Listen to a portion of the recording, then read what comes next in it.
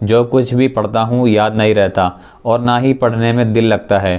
کوئی ایسا وظیفہ بتائیے جس سے یہ پریشانی ختم ہو جائے۔ بسم اللہ الرحمن الرحیم۔ علماء نے اور بزرگوں نے اپنے تجربے کی روشنی میں اور اللہ کے ذکر سے برکت حاصل کرتے ہوئے یہ بات بیان کی ہے کہ جو لوگ قوت حافظہ کو بڑھانا چاہتے ہوں وہ ہر فرض نماز کے بعد دایاں ہاتھ پیشانی پر رکھ کر 11 بار یا قویو پڑھیں۔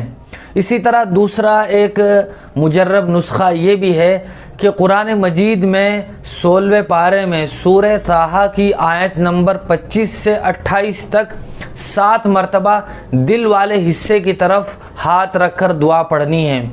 وہ آیات اور دعا یہ 3 آیتیں ہیں: رب اشرح لی صدری ویسر لی امری واحلل عقدۃ من لسانی۔ یہاں تک پڑھنے سے قوت حافظے میں اضافہ ہوگا۔ البتہ یاد رکھنا چاہیے کہ قوت حافظہ میں وظیفوں سے زیادہ دخل وہ گناہوں سے بچنے اور اسی طرح ذہن کی یکسوئی میں ہے۔ اسی لیے مشہور اشعار ہیں امام شافعی علیہ الرحمہ کے۔ انہوں نے ایک شعر کہا: شکوت الی وکیع سوء حفظی فاوصانی الی ترک المعاصی، کہ میں نے اپنے استاد وکیع سے ایک بار قوت حافظے کی شکایت کی کہ مجھے یاد نہیں رہتا، تو ان کے استاد نے انہیں جو وصیت فرمائی اور نصیحت کی وہ یہ تھی کہ گناہوں کو چھوڑ دو۔ اسی طرح بسا اوقات قوت حافظہ اس لیے بھی بڑھتا نہیں ہے یا جو کچھ ہم یاد کرتے ہیں وہ ذہن سے نکل جاتا ہے کہ ذہن منتشر رہتا ہے، ذہن کو یکسوئی حاصل نہیں ہوتی۔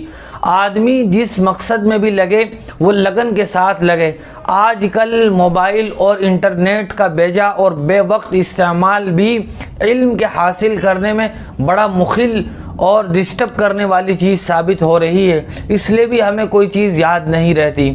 لہٰذا ہم گناہوں سے بھی اجتناب کریں، اسی طرح ہم یکسوئی کے ساتھ اپنی پڑھائی میں اور تعلیم میں مشغول ہوں۔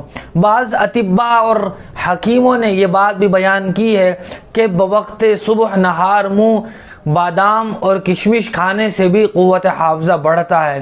اس کے علاوہ جو بھی مقویات ہوں وہ کھائی جا سکتی ہیں، یہ قوت حافظے کے بڑھانے میں معاون ثابت ہوتی ہیں۔